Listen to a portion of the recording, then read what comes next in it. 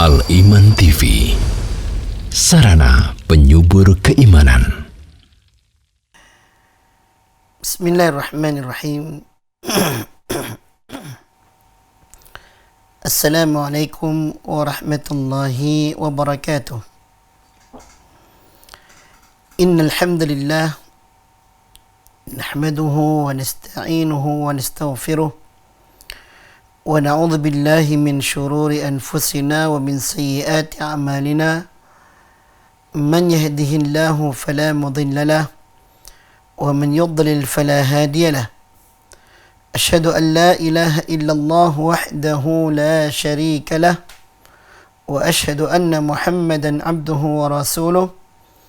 Allahumma salli wa sallim wa barik ala nabiyyina Muhammadin wa ala alihi wa sahbihi wa man tabi'ahum bi ihsanin ila yaumiddin, amma ba'd. Ikhwatal iman, kaum muslimin dan kaum muslimat, para pecinta radio Al-Iman dan Al-Iman televisi dimanapun Anda berada, semoga selalu dalam lindungan Allah Subhanahu wa ta'ala.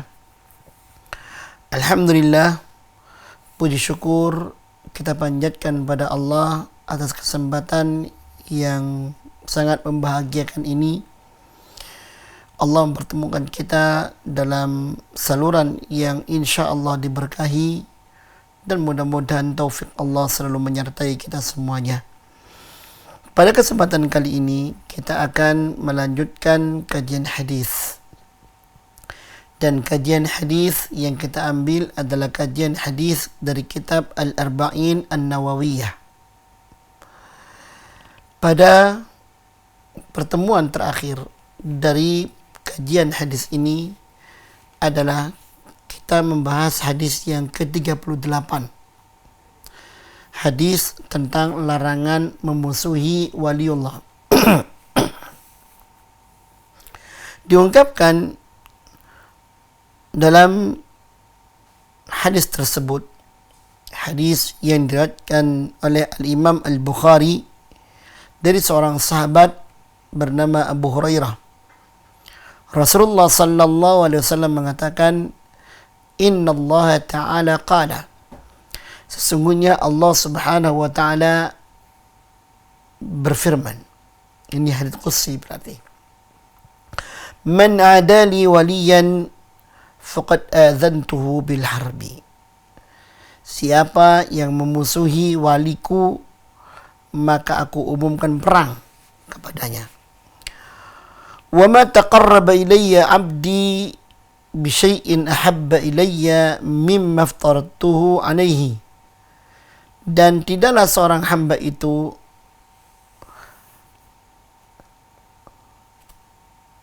lebih aku cintai melainkan dengan amalan yang aku wajibkan kepadanya. Wa ma yazalu 'abdi yataqarrabu ilayya bin nawafil hatta uhibbahu. Demikian pula hamba itu bila selalu pula mendekatkan dirinya kepadaku dengan amal yang sunnah, maka aku pun akan sangat mencintainya. Fa idza ahbabtuhu kuntu sam'ahu alladhi yasma'u bihi. Dan bila aku telah mencintainya, aku yang menjadi pendengarannya, yang dengannya dia mendengar. Wa basaruhu alladhi yubsiru bihi. Dan aku akan menjadi pandangannya yang dengannya dia melihat. Wa yadahu allati yabshitu biha. Dan aku akan menjadi tangannya yang dengannya dia berbuat. Wa rijlahu allati yamshi biha. Dan aku akan menjadi kakinya yang dengannya dia berjalan. Wa in sa'alani la'utiyannah. Bila dia minta kepadaku, pasti aku akan kabulkan permintaannya. Wa la in ista'adzani la'u'idzannah. Dan bila dia memohon perlindungan kepadaku, pasti aku akan lindungi dirinya. Ikhwani fillah, rahimani wa rahimakumullah. Inilah dia hadis yang ditulis oleh para ulama dengan bab hadis larangan memusuhi wali Allah. Hadis ini sangat agung. Bahkan kata Imam Asy-Syaukani, beliau mengatakan dalam hadis ini banyak pelajaran yang sangat besar. Tentunya bagi mereka yang benar-benar mau memahaminya dengan pemahaman yang benar. Bahkan banyak para ulama mengungkapkan bahwasanya hadis ini merupakan perkara yang pokok dalam sebuah perilaku seorang hamba kepada Allah Subhanahu wa taala. Artinya bila seorang hamba itu ingin benar-benar menjadi seorang hamba, maka hadis ini salah satu penuntunnya. Dan hadis ini pula yang menjadi pengantar bagi seorang hamba untuk mencapai derajat dicintai oleh Allah Subhanahu wa taala. Karena di dalam hadis ini diterangkan perkara yang wajib, diterangkan pula perkara yang sunnah. Maka dari itu hadis ini sangat penting untuk diketahui oleh setiap orang muslim. Karena dengannya seorang muslim akan menjadi sosok muslim yang sebenarnya seutuhnya, bahkan akan menjadi seorang mukmin dengan seutuh-utuhnya. Ikhwani fillah, rahimani wa rahimakumullah. Sebagaimana disebutkan dalam hadis ini, bahwa hadis ini menyatakan tentang waliullah. Di awalnya Allah mengatakan, man adali waliyan faqad adzantuhu bil harbi. Siapa yang memusuhi waliku, aku akan umumkan perang kepadanya. Sangat jelas apa yang dikatakan oleh Allah. Allah sangat membenci orang-orang yang memusuhi walinya. Allah akan menghancurkan orang-orang yang memusuhi walinya. Pertanyaannya, siapakah wali Allah itu? Apakah dia orang khusus, dari keturunan khusus, berdarah khusus, dengan amalan khusus, dan tertutup bagi kebanyakan orang? Karena ini hanya orang khusus. Jawabannya adalah tidak. Waliullah itu adalah sebuah predikat yang terbuka bagi siapapun hamba Allah. Modalnya adalah iman dan takwa kepada Allah Subhanahu wa taala. Allah Subhanahu wa taala mengatakan di dalam surat Yunus ayat 62, ala inna awliya Allahi la khawfun alaihim wa lahum yahzanun. Ingat, sesungguhnya wali-wali Allah itu tidak ada ketakutan pada diri mereka, tidak pula mereka merasa khawatir. Siapa mereka? Ayat itu melanjutkan, alladzina amanu wa kanu yattaqun. Mereka para wali Allah itu yang tidak akan pernah ada rasa takut pada diri mereka. Artinya mereka tidak dilanda rasa takut, tidak dilanda rasa khawatir. Mereka adalah orang-orang yang beriman, dan mereka orang-orang yang bertakwa kepada Allah Subhanahu wa taala. Maka inilah dia wali Allah. Siapapun di kalangan kaum muslimin yang beriman kepada Allah dan mereka bertakwa kepada Allah, maka dia wali Allah. Dan tentunya sesuai dengan derajat ketakwaan dan keimanannya kepada Allah, mereka pun bertingkat-tingkat. Ya. Sebagaimana pintu ini terbuka bagi setiap kaum muslimin, maka dalam iman dan ketakwaan mereka pun bertingkat-tingkat. Oleh sebab itu Allah pun juga menjelaskan di dalam surah Fatir ayat yang ke-32, Allah mengatakan, "Tsumma awrasnal kitaba alladzina istafaina min ibadina." Kemudian kami berikan kitab itu kepada orang-orang yang kami pilih di antara hamba-hamba kami. hamba-hamba kami, yaitu kaum muslimin. Orang-orang yang beriman kepada Allah, kepada Rasulnya, dan kepada kitabnya. Di antara mereka, kata Allah, فَمِنْهُمْ ظَالِمٌ لِنَفْسِهِ. Di antara mereka setelah mendapatkan kitab tersebut, ada orang yang menzalimi dirinya. Menzalimi dirinya artinya antara ketakwaan dengan kemaksiatan, lebih banyak kemaksiatannya. Antara mengikuti tuntunan dengan pengingkaran, dengan dia menyimpang, lebih banyak penyimpangannya. Dikatakanlah oleh Allah, فَمِنْهُمْ ظَالِمٌ لِنَفْسِهِ. Kemudian kata Allah, wa minhum muqtasid. Di antara mereka adalah orang-orang yang pertengahan. Siapa pertengahan itu? Pertengahan adalah mereka yang mengerjakan kewajiban-kewajiban dari Allah, menjauhi larangan-larangan Allah, ya. Mereka meninggalkan perkara-perkara yang mustahab, namun mereka juga tertimpa atau terjerumus dalam perkara-perkara yang sifatnya makruh. Ya, ini mereka pertengahan.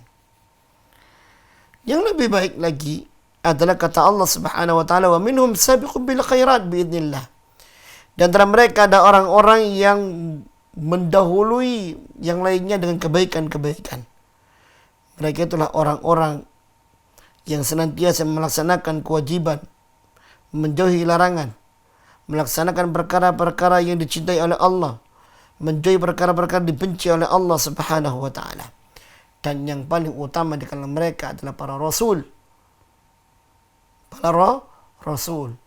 Dan di antara mereka para rasul tersebut ada orang-orang yang dikatakan oleh Allah ulul azmi, dan di antara mereka yang paling mulia adalah Rasulullah Muhammad sallallahu alaihi wasallam. Maka ma'asyiral muslimin rahimani wa rahimakumullah, itulah dia waliullah. Ada orang-orang yang derajat kewaliannya puncak, ada yang derajat kewaliannya pertengahan, ada pula derajat kewaliannya adalah rendah, sesuai dengan amalan-amalan mereka. Maka dari itu diputuskan atau bisa dipahami bahwa kewalian adalah sebuah predikat yang terbuka bagi siapa saja yang beriman dan bertakwa kepada Allah, dan nilai predikat itu pun atau gelar itu pun atau keutamaan itu pun antara satu dengan yang lainnya berbeda-beda karena sesuai dengan ketakwaan dan keimanan mereka kepada Allah Subhanahu wa taala. Kita teringat dengan sebuah firman Allah, inna akramakum indallahi atqakum. Sesungguhnya orang yang paling utama di antara kalian di sisi Allah, orang yang paling mulia di antara kalian di sisi Allah adalah orang yang paling bertakwa kepada Allah Subhanahu wa taala. Maka dari itu ma'asyiral muslimin rahimani wa rahimakumullah, ukuran kewalian bukan pada ukuran keturunan, bukan pada keturunan darah, bukan pada keturunan orang-orang khusus dengan amalan khusus, ya tidak. Tetapi justru kewalian itu terbuka dan tolok ukurnya adalah keimanan dan ketakwaan yang sesuai dengan tuntunan Allah Subhanahu wa taala dan Rasulnya. Maka orang yang derajat walinya tertinggi adalah orang-orang yang komitmen dengan perintah Allah dan Rasulnya, berjalan di atas tuntunan Allah dan Rasulnya, menjauhi larangan-larangan Allah dan Rasulnya. Bahkan tidak hanya perkara yang wajib, perkara-perkara yang sifatnya mustahab atau sunnah atau makruh, mereka pun juga meninggalkannya karena mereka ingin kemuliaan di sisi Allah Subhanahu wa taala. Maka dari itu, dari sini derajat kewalian sekali lagi yang tertinggi adalah para rasul, dan seutama-utama di antara mereka adalah Rasulullah Muhammad sallallahu alaihi wasallam. Yang kedua adalah para sahabat Rasulullah sallallahu alaihi wasallam. Karena Allah Subhanahu wa taala mengatakan dalam surah Al-Fat, surat ke-48, ayat yang ke-29, Allah mengatakan, Muhammadur Rasulullah walladzina ma'ah asyiddau 'alal kuffar rahamau bainahum. Muhammad utusan Allah itu dan orang-orang yang bersamanya, mereka tegas kepada orang kafir dan saling mengasihi di antara orang-orang yang mukmin. Ya. Tarahum ruk'an sujada, Engkau melihat mereka rukuk, sujud, yabtaghuna fadlan min Allah wa ridwana. Mereka meminta karunia, keutamaan dari Allah dan keridhaannya. Simahum fi wujuhi min asr sujud. Ciri mereka ada pada wajah mereka dari bekas sujud. Dzalika mathalun fit Taurat wa mathalun fil Injil. Begitulah Allah menceritakan tentang ciri mereka dalam Taurat dan Injil. Kazara'in akhraja sata'uhu fa'azara fastaghlada fastawa ala suqi yajibu az-zurra'a liyaghidha bihim al-kuffar. Mereka seperti sebuah sesuatu yang istimewa yang Allah munculkan, ya, seperti bunga yang istimewa yang Allah munculkan, yang sangat membuat tidak senang orang-orang, ya, kafir. Orang-orang yang para petani yang menanamnya senang, tetapi orang kafir yang melihat hal itu mereka tidak suka. Orang-orang petani yang menanamnya mereka suka dengan tumbuh-tumbuhan tumbuh-tumbuhan yang sangat bagus tersebut, bunga-bunga yang sangat bagus tersebut. Ya. Mereka suka karena indahnya dan yang lainnya. Tapi kondisi yang seperti ini yang dimiliki oleh sahabat-sahabat Rasulullah, ya, sangat dibenci oleh orang-orang kafir. Ya, wa'adallahu alladhina amanu wa 'amilus salihati minhum maghfiratan wa ajran 'azima.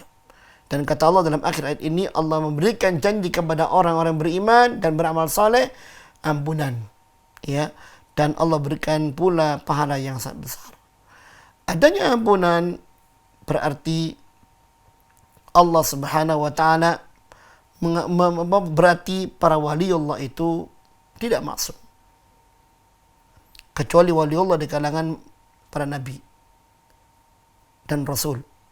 Adapun selain itu adalah tidak maksum. Maka kalau ada orang mengatakan wali Allah itu maksum, ini sesat. Kalau ada orang mengatakan wali Allah itu adalah orang-orang yang terbebas dari syariat, ini tidak benar. Kalau ada yang mengatakan wali Allah itu adalah orang yang berdiri dengan syariatnya sendiri, ini tidak benar. Tidak benar, semuanya tidak benar. Wali Allah terbuka bagi siapapun, dan mereka adalah orang yang beriman, bertakwa kepada Allah, dan tingkat kewalian itu terukur sejauh mana keikutsertaan mereka kepada Al-Quran dan tuntunan Rasulullah Muhammad sallallahu alaihi wasallam. Sehingga bisa dipahami di sini bahwa tidak ada jalan untuk meraih kewalian kecuali dengan ketaatan. Dan ketaatan itu bukan muncul dengan metode sendiri, tetapi dengan metode mengikuti tuntunan Allah dan Rasulnya. Nah, kemudian kita lihat hadis ini mengantarkan mengajarkan kita untuk tidak boleh memusuhi mereka. Ya, karena Allah mengatakan man adali waliyan faqad adzantuhu bil harbi. Siapa yang memusuhi waliku, aku umumkan perang baginya. Ya, aku umumkan perang baginya. Dari sini para ulama mengatakan adanya syariat hurmatu muadati auliyaillah. Dilarangnya seorang mukmin itu, orang muslim itu memusuhi wali-wali Allah. Ya. Karena sebenarnya wali-wali Allah itu adalah kelompoknya orang-orang yang beriman, bukan musuhnya orang-orang yang beriman. Maka orang mukmin terhadap orang-orang wali Allah tersebut, mereka harus mencintainya. Dan sekali lagi, memandang wali Allah adalah memandang orang-orang yang beriman, bertakwa kepada Allah, bukan orang-orang yang memiliki pakaian khusus, cara khusus, atau sesuatu yang semisalnya. Ya, Allah mengatakan di dalam Al-Quranul Karim dalam surah Al-Maidah ayat 56, kata Allah Subhanahu wa taala, innama waliyukumullah wa rasuluh walladzina amanu alladzina yuqimuna as-salata wa yu'tuna az-zakata wa hum raki'un. Sesungguhnya wali kalian, penolong kalian, pelindung kalian, atau kelompok kalian adalah Allah dan Rasulnya. Dan orang-orang yang beriman kepada Allah dan Rasulnya, yang mana mereka menegakkan salat, mereka menunaikan zakat, dan mereka rukuk kepada Allah Subhanahu wa taala. Artinya mereka menjalankan salat.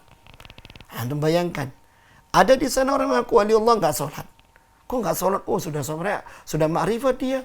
Enggak perlu salat, enggak perlu syariat. Ini sesat. Ini sesat. Ya, karena Allah mengatakan waliullah itu adalah Allah dan Rasulnya dan orang beriman yang melaksanakan salat. Dan kemudian wa man yatawallallaha wa rasulahu walladzina amanu fa inna hizballahi humul ghalibun.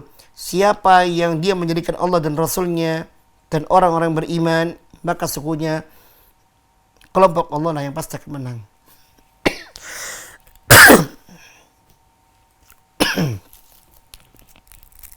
Maka ma'asyiral muslimin rahimani wa rahimakumullah, disinilah kita memahami dengan jelas bahwa waliullah itu orang yang menjalankan syariat, bukan orang yang meninggalkan syariat.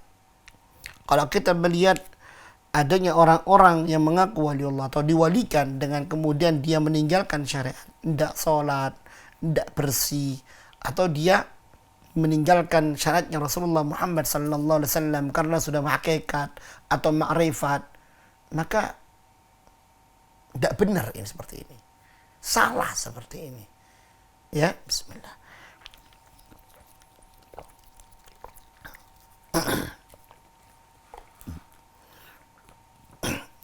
Nah, maka dari itu ketika kita melihat tuntunan ayat-ayat dan hadis-hadis menerangkan tentang waliullah seperti ini, ya, justru kita harus hati-hati.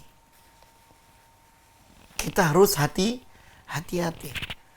Ternyata waliullah itu adalah orang yang menjalankan tuntunan Allah dan Rasulnya. Semakin orang itu menjalankan tuntunan Allah dan Rasulnya, semakin tinggi derajat kewaliannya. Dan itu berarti semakin kuat perlindungan Allah kepadanya. Kalau semakin kuat perlindungan Allah kepadanya, maka yang kita lawan bukan dia. Kalau seandainya kita membencinya, yang kita hancurkan bukan dia kalau kita ingin menghancurkannya, tapi kita berhadapan dengan Allah Subhanahu wa taala. Memusuhi orang seperti itu berarti sama dengan kita memancing kemarahan Allah. Memusuhi orang seperti itu berarti kita apa? Telah menabuh genderang perang dengan Allah Subhanahu wa taala. Kalau kita menabuh genderang perang dengan Allah, jadi apa kita ini? Kita sekarang di masa sekarang melawan makhluk Allah yang sangat kecil. Makhluk Allah yang sangat kecil. Ya, yang sekarang lagi pandemi di dunia, makhluk Allah yang sangat kecil, yang ukurannya sangat kecil, ya, ukurannya sangat kecil, namanya virus corona, kelabakan kita, ya. Jangankan kita, negara-negara adidaya pun mereka kelabakan, mereka yang punya nuklir, mereka yang punya ini, mereka yang punya semuanya, hanya menghadapi satu makhluk. Baru satu makhluk kelabakan. Itu baru makhluknya Allah yang paling kecil. Kalau kita mau melawan Allah Subhanahu wa taala, ya, maka hati-hati. Saya teringat dengan apa yang ada dalam hadis ini, dengan ayat yang kita baru ucapkan, dengan sebuah surat yang sangat pendek yang sering kita baca di dalam Al-Qur'anul Karim. Masih ingat kita dengan firman Allah, inna a'tainakal kautsar fasalli li rabbika wanhar inna syani'aka huwal abtar. Allah katakan, sesungguhnya kami telah memberikan kepadamu Muhammad kebaikan yang sangat banyak. Di antara kebaikan Allah kepada Rasulullah sallallahu alaihi wasallam selain sungai yang namanya Al-Kautsar di surga adalah syariat yang Allah berikan kepada Rasulullah sallallahu alaihi wasallam. Ini kebaikan yang sangat banyak. Syariat yang Allah berikan kepada Rasulullah sallallahu alaihi wasallam ini adalah kebaikan yang sangat besar, yang dengannya Rasulullah diangkat sebagai seorang rasul. Ya, yang mana itu adalah satu kebaikan yang bila diajarkan maka pahalanya mengalir. Bila diajarkan oleh orang yang lain maka pahalanya pun juga mengalir pada Rasulullah sallallahu alaihi wasallam. Berapa banyak umatnya Rasulullah di dunia ini? Berapa banyak umatnya Rasulullah dari satu abad ke abad? Sebanyak itu pula pahala yang mengalir kepada Rasulullah sallallahu alaihi wasallam, dan ini kebaikan. Karena syariat ini kebaikan. Ya. Syariat ini kebaikan. Dia adalah syariat yang menjadikan Allah, menjadikan Muhammad Rasulullah menjadi seorang rasul yang dicintai oleh Allah Subhanahu wa taala, dimuliakan. Makanya Allah mengatakan fashalli li rabbika wanhar. Tegakkan salat, sembelihlah binatang kurban sebagai ungkapan syukurmu atas karunia ini. Dan Allah menegaskan kepada Rasulullah SAW agar teguh dan tidak betul dengan ucapan orang-orang yang mencelanya. Kata Allah Ta'ala, inna syanaka wal abtar.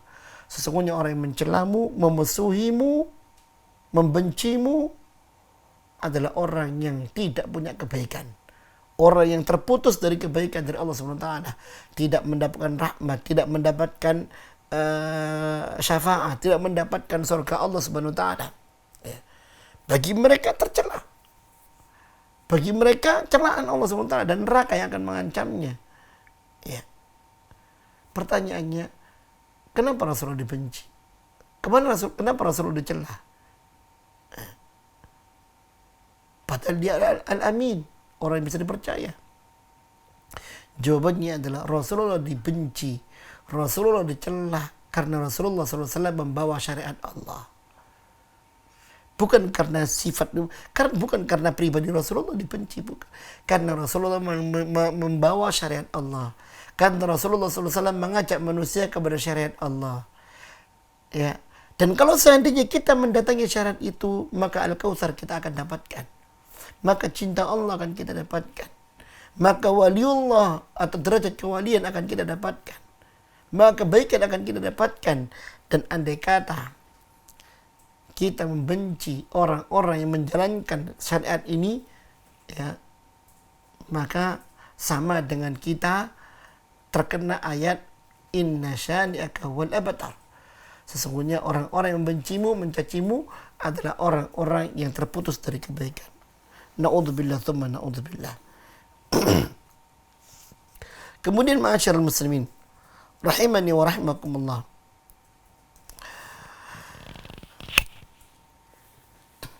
Muncul pertanyaan, apa sarana yang paling utama untuk dijadikan oleh seorang hamba dalam mendekatkan diri kepada Allah Subhanahu wa taala? Ya. Apa sarana yang paling utama yang dipakai untuk mendekatkan diri kepada Allah Subhanahu wa taala? Jawabannya adalah kembali kepada hadis tadi. Allah mengatakan, "Wa ma taqarraba ilayya 'abdi bi syai'in ahabbu mimma iftaradtu 'alaihi." Tidaklah ada seorang hamba mendekatkan dirinya dengan sesuatu yang paling aku cintai melebihi perkara yang wajib. Maka untuk mencapai cinta Allah, ya, untuk mendatangkan kecintaan Allah kepada kita, adalah langkah pertama yang tidak bisa ditolak kita mendatangi perkara yang diwajibkan oleh Allah. Menjalankan perintah wajib. Menjauhi larangan wajib. Ya, menjalankan perkara fardu wajib. Menjauhi perkara yang haram wajib. Ini menjalankan perkara yang fardu wajib. Menjauhi perkara yang haram wajib. Ini yang harus kita lakukan. Ini sarana bagi kita untuk mencapai kecintaan Allah Subhanahu wa taala. Sehingga dikatakan oleh Umar bin Khattab radhiyallahu ta'ala anhu, afdhul a'mali ada'u maftaradallah. Amalan yang paling utama adalah melaksanakan apa yang diwajibkan oleh Allah. Wal wara' amma haramallah. Dan kemudian bersikap wara', artinya tidak menyentuh dari apa yang diharamkan oleh Allah Subhanahu wa taala. Kemudian wasidqun niyati fima indallahi ta'ala. Dan yang ketiga adalah jujurnya niat atau jernihnya niat untuk meraih apa yang di sisi Allah Subhanahu wa taala. Jujurnya niat di dalam melaksanakan amalan untuk mendapatkan ridhonya Allah Subhanahu wa taala. Ini dia. Ya. Ini sarana yang bisa kita jadikan untuk kita mendapatkan cinta Allah Subhanahu wa taala. Nah, kemudian ma'asyiral muslimin rahimani wa rahimakumullah. Selain Allah Subhanahu wa taala mewajibkan kita untuk mendekati perkara yang wajib. Karena itu perkara yang tidak bisa ditolak. Sehingga kita mendatangi salat 5 waktu, menunaikan zakat, berpuasa di bulan Ramadan, dan berhaji bila kita mampu. Ya. Dan amalan-amalan wajib yang lainnya. Maka di sana ada amalan-amalan yang sifatnya sunnah, namun itu pun ternyata semakin mendekatkan kita dan semakin mendatangkan cinta Allah kepada kita. Mendekatkan kita kepada Allah dan mendatangkan cinta Allah kepada kita. Itu amal sunnah. Amal sunnah ini sebagian orang-orang meninggalkannya karena bagi mereka cukup dengan yang wajib. Ya, cukup dengan yang wajib. Dan memang ada hadis Rasulullah sallallahu alaihi wasallam yang mengisahkan ketika, dan sudah kita bahas hadis ini, ketika Rasulullah ditanya oleh seorang sahabat, "Ya Rasulullah, ara'aita idza sallaitu salawatil khams wa sumtu Ramadan wa ahlaltu halal wa haramtu haram wa lam azid ala dhalika syai'a adkhulul jannah?" Ya Rasulullah, apakah menurut Anda bila aku melaksanakan solat 5 waktu, aku berpuasa di bulan Ramadan, aku halalkan yang halal, aku haramkan yang haram, artinya keyakinanku terhadap perkara yang halal, halal, keyakinanku terhadap perkara yang haram, aku haramkan, tidak terbalik, aku ikuti itu.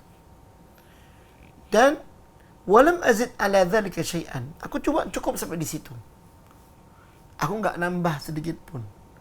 Artinya amal-amal sunnahnya nggak ada. Artinya bisa jadi aku nggak bisa berzakat karena aku nggak wajib. Artinya aku nggak haji karena aku nggak mampu. Ya. Cukup setelah syahadat aku sholat 5 waktu, aku puasa Ramadan. Wis, itu yang aku jaga. Sambil yang haram aku jauhi, yang halal aku halalkan. Ya. Apakah bisa aku masuk surga? Kata Rasulullah, "Na'am, iya, engkau bisa masuk surga." Ini amalan yang paling yang paling minimal yang harus dilaksanakan oleh seorang muslim.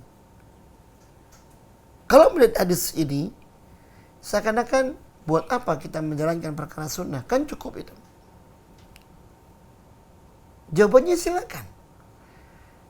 Tetapi pertanyaannya, apakah kewajiban yang diwajibkan itu? Ya, ditanyakan oleh seorang sahabat, kita bisa mendatangi dengan sempurna apa enggak? Sholat 5 waktu saja, apakah sempurna sholat 5 waktu kita? Puasa Ramadan, apakah sempurna puasa Ramadan kita? Sholat kita masih mengelantur, puasa kita nggak menjalankan adabnya, masih banyak maksiat dalam berpuasa. Ini yang akhirnya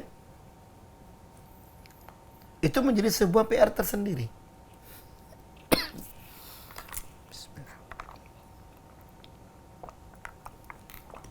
Menjadi sebuah PR tersendiri. Dan ketika menjadi sebuah PR tersendiri, maka kita butuh amalan-amalan tambahan. Itu amalan-amalan sunnah.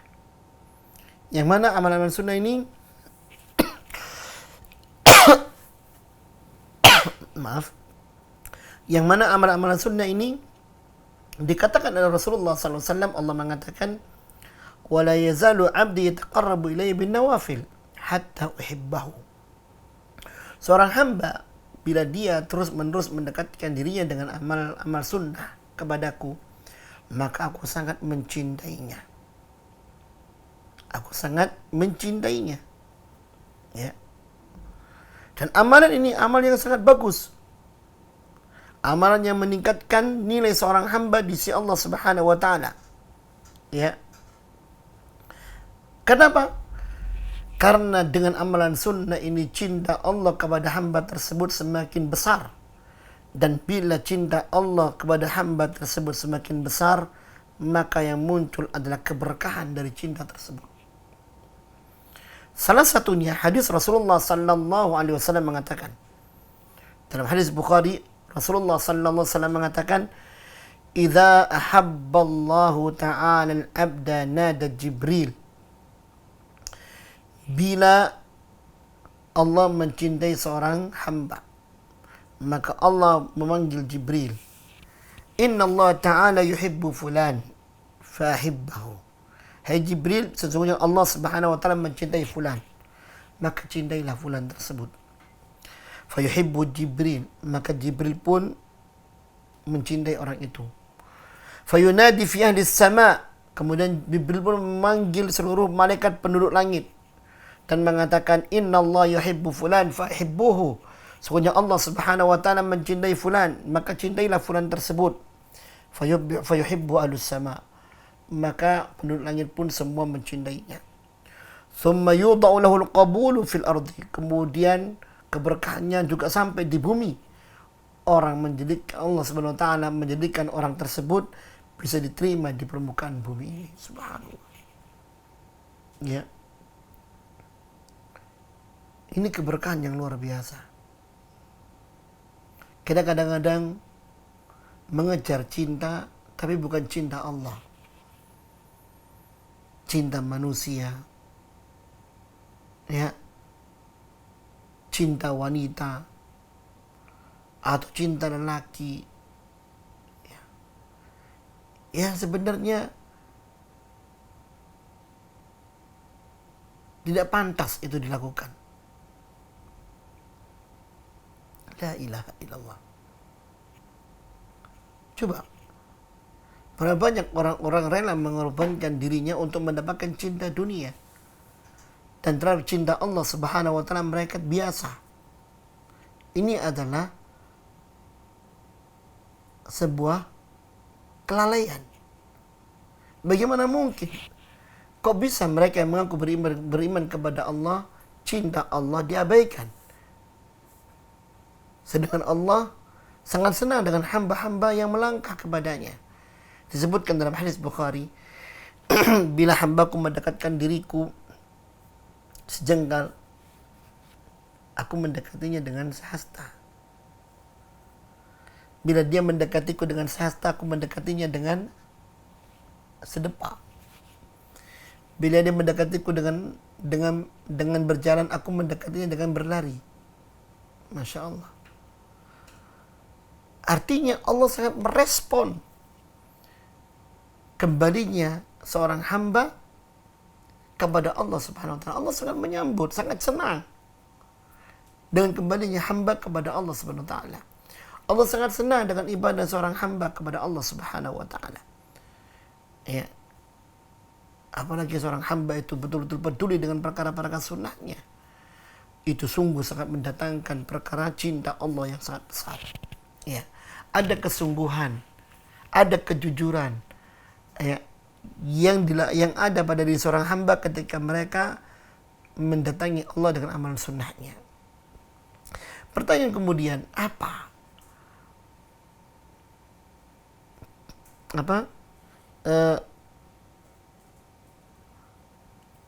manfaat tatkala seorang itu mendapatkan cinta Allah Subhanahu wa taala?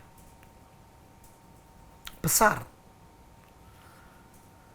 Manfaatnya besar. Apa kata Rasulullah sallallahu alaihi wasallam? Kata Allah Subhanahu wa taala, dalam hadits qudsi ini. Fa idza ahbabtuhu kuntu sam'ahu alladhi yasma'u bihi. Bila aku mencintainya, aku menjadi pendengarannya dengan yang dia mendengar. Aku menjadi penglihatannya dengan yang dia melihat. Aku menjadi tangannya dengan yang dia berbuat. Aku menjadi kakinya dengan yang dia berjalan. Subhanallah. Ya. Sungguh ini sangat luar biasa. Hikmah atau manfaat dari cintanya Allah kepada hamba ternyata sangat luar biasa. Apa itu? Yaitu Allah berikan keteguhan dan kekuatan kepada hamba tersebut untuk berjalan di atas tuntunan Allah Subhanahu wa taala. Penglihatannya Allah arahkan kepada syariat Allah sehingga dia mampu melihat sesuai dengan syariat Allah. Dia tidak akan melihat kepada perkara yang diharamkan oleh Allah karena Allah yang mengarahkannya. Pendengarannya, dia mampu untuk membatasinya dan hanya mendengarkan apa-apa yang diridhoi oleh Allah Subhanahu wa taala. Dan dia mampu untuk memalingkan telinganya dari mendengarkan yang diharamkan oleh Allah Subhanahu wa taala. Tangannya, ya, ketika dia berbuat, maka tangan ini akan membawa berkah. Tangannya akan berbuat sebagaimana apa yang dikehendaki oleh Allah sesuai dengan syariat Allah. Tangan itu tidak akan menzalimi. Tangan itu akan penuh menyayangi. Tangan itu akan berbuat dengan penuh keberkahan. Ya. Karena tangan itu tidak berbuat kecuali perbuatan yang mendatangkan ridha Allah Subhanahu wa taala. Tangan itu tidak akan berbuat kepada perkara-perkara yang diharamkan oleh Allah Subhanahu wa taala, tidak. Ya, tidak. Demikian pula kakinya. Dia hanya akan melangkah kepada perkara yang diridhai oleh Allah, tidak akan melangkah kepada perkara-perkara yang diharamkan oleh Allah Subhanahu wa taala. Inilah yang namanya nilai istiqamah. Ya. Penglihatan, pendengaran, tangan dan kaki istiqamah di jalan Allah Subhanahu wa taala. Kemudian yang kedua,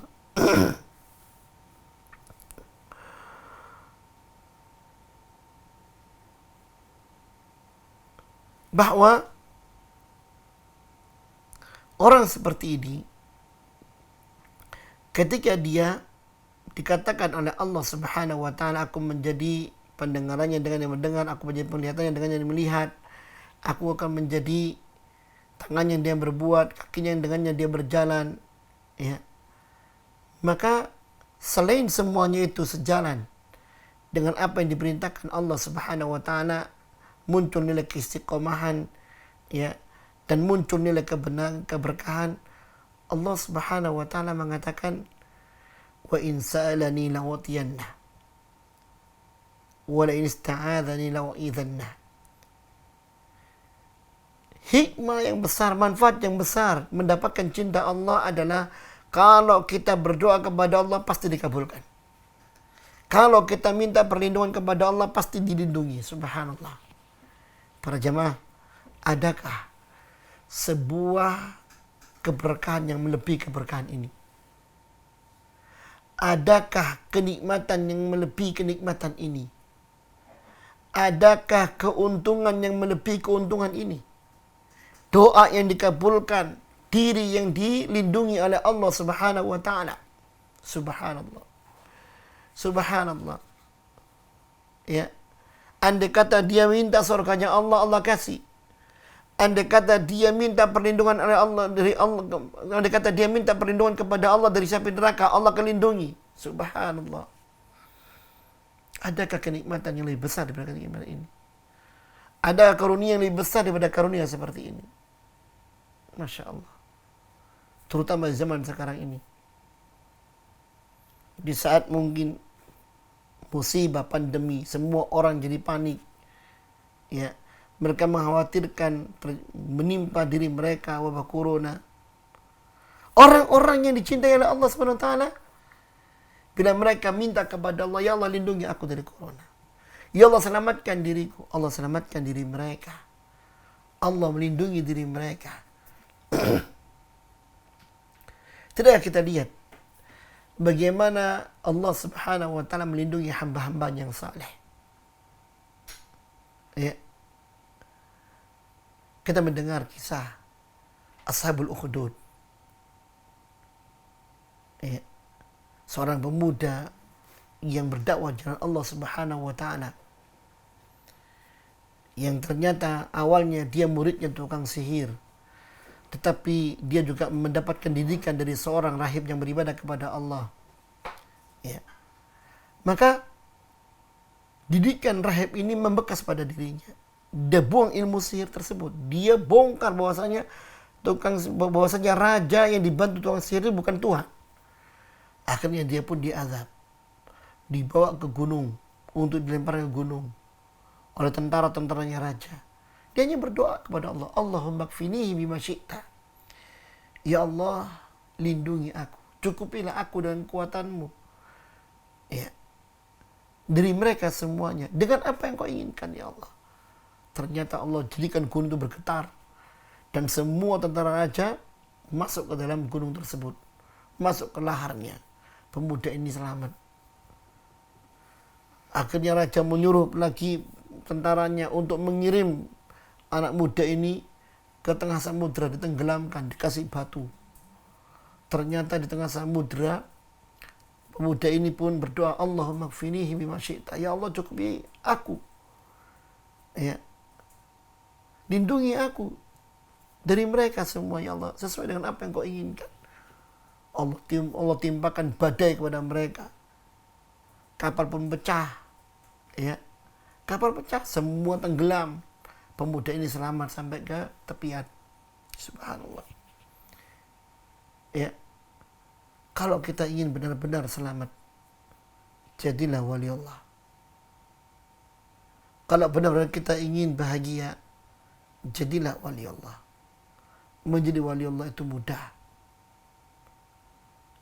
Kita perlu beriman kepada Allah. Kita meningkatkan ketakwaan kepada Allah.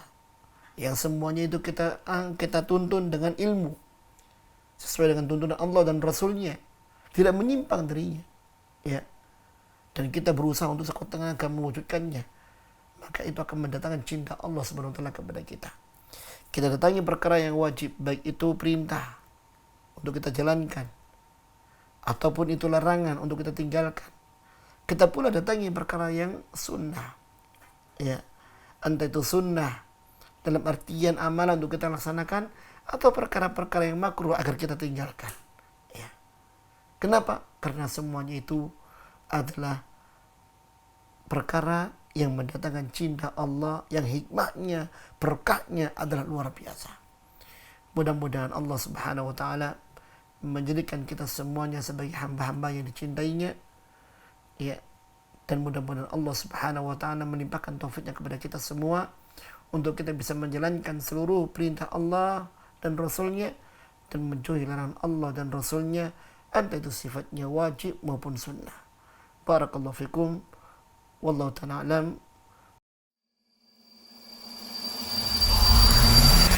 Al-Iman TV, sarana penyubur keimanan.